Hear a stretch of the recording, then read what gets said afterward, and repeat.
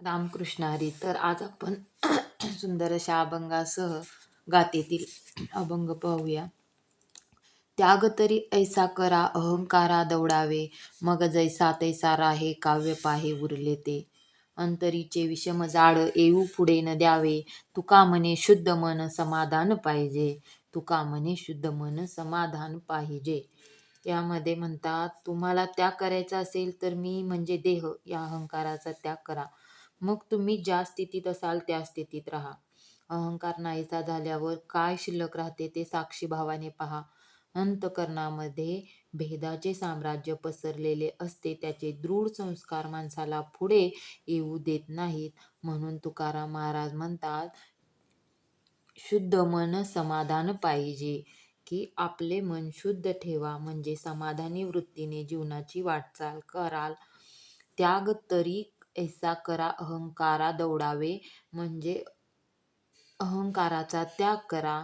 मी म्हणजे देह या अहंकाराचा त्याग केल्यानंतर तुमचे मन शुद्ध होईल आणि तुम्हाला समाधान मिळेल, असे या सुंदर अशा अभंगामध्ये महाराज सांगतात. पुढला अभंग आहे. मातीची ये चित्ती अवघी बाळकाची व्याप्ती, देह विसरे आपुला जवळी घेता सीन गेला. मातीची ये चित्ती अवघी बाळकाची व्याप्ती, देह विसरे आपुला जवळी घेता सीन गेला. दावी प्रेम भाते आणि अंगावरी चढते, तुका संता पुढे पायी झोंबे लाडे कोंडे. की तुकाराम महाराज सांगतात की तुका संता पुढे पायी झोंबे लाडे कोंडे, म्हणजे संत माऊलीच्या चरणाने लाडाने आणि कौतुकाने मिठी मारू वाटते, असे तुकाराम महाराज म्हणतात. की आईच्या चित्तामध्ये सदैव बालकाचे प्रेम व्यापून राहिलेले असते. ती देहभान विसरून बाळाला जवळ घेत असते, त्यामुळे तिचा सारा शीण नाहीसा होत असतो. आई आपल्या मुलाला अत्यंत प्रेमाने खाऊ देते, मग ते मूल तिच्या अंगाखांद्यावर खेळत असते. म्हणून तुकाराम महाराज म्हणतात की तुका संता पुढे पायी झोंबे लांडे कोंडे. तसेच तुकाराम महाराज बाळ जसे माऊलीच्या अंगाखांद्यावर खेळत असते, तसेच तुकाराम महाराज म्हणतात की मी सुद्धा माऊलीच्या चरणांना लाडाने कौतुकाने मिठी मारत असतो, असे तुकाराम महाराज म्हणतात. पुढल्या अभंगामध्ये म्हणतात की कोणा पुण्या फळ आले आजी देखिली पावले, कोण्या पुण्या फळ आले आजी देखिली पावले, ऐसे नेनो नारायणा संती सांभाळिले दिना. कोण लाभ काळ दिन आजीचा मंगळ, तुका म्हणे झाला एवढा लाभ हा का विठ्ठला. तुका म्हणे झाला एवढा लाभ का विठ्ठला. आज कोणते बरे पुण्य फळाला आले, त्यामुळे मला संतांच्या चरण कमलाचे दर्शन झाले. नारायणा, मला हे काही समजत नाही, पण संतांनी मला अत्यंत प्रेमाने सांभाळले आहे. आजचा हा लाभदायक दिवस शुभ मंगलकारक आहे. तुकाराम महाराज म्हणतात, हे विठ्ठला, मानवी जीवनातील सर्व श्रेष्ठ लाभ मला प्राप्त झाला आहे. मान इच्छितो अपमान पावे, अमंगळ सवे अभाग्याची. एकाची ये अंगी दुजियाचा वास, आशा पुढे नाश सिद्ध करी. अधिक फळासी कोटे पावू शके, वासनेची भिकेवरी चाली. तुका म्हणे राजहंस ढोरा नावे, काय तया घ्यावे अलंकाराचे. की जो मनातून सन्मानाची इच्छा करतो, त्याचा सर्वत्र अपमान होतो. अभागी माणसास अशा प्रकारची अमंगल सवय असते. एखादा सात्विक गुण माणसाच्या अंगी असेल तर तामस गुणही त्याबरोबर असतो. शेवटी आशेमुळे नाश होतो, ही गोष्ट सिद्ध होते. माणसाने कितीही इच्छा केली तरी त्याला ताबडतोब फळ प्राप्त होत नाही. वासना ही माणसाला भीक मागावयास लावते. म्हणून तुकाराम महाराज म्हणतात, जर बैलाचे नाव राजहंस ठेवले तर त्या ढोराला त्या अलंकारिक भाषेचे काय कौतुक असणार. त्याप्रमाणे त्याची पात्रता नसते. पुढल्या अभंगामध्ये म्हणतात की संसारापासून कैसे सोडविशी, न कळे ऋषिकेशी काय झालो. करिता नसरे काही अधिक वाढ पाही, तृष्णा देश धडी केलो. भक्तजन भाव यासी नाही ठाव, चरणी तुझ्या अंतरलो. मागे पुढे रिगन पुरेची पाहता, अवघाअवघी वेष्टिलो. आता माझी लाज राखे नारायणा, हीन दीन लीन याचकाची.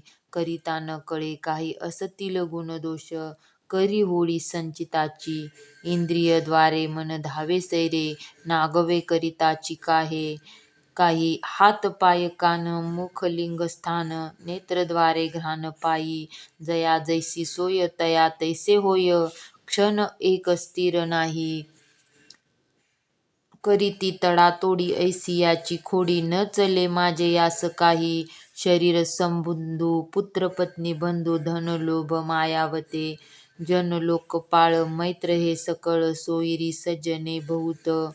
नाना कर्म डाय करीती उपाय, बुडावया घातपाते. तुका म्हणे हरी राखे भलत्या परी, आम्ही तुझी शरणागते.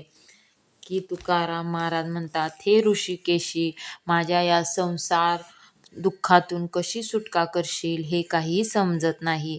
असे का घडते हे देखील समजत नाही. बंधनातून सुटण्यासाठी काही प्रयत्न करू लागलो तर सुटण्याऐवजी अधिकच बंधनात सापडतो. आशेमुळे तृष्णेमुळे मी देशोधडीला लागलो आहे.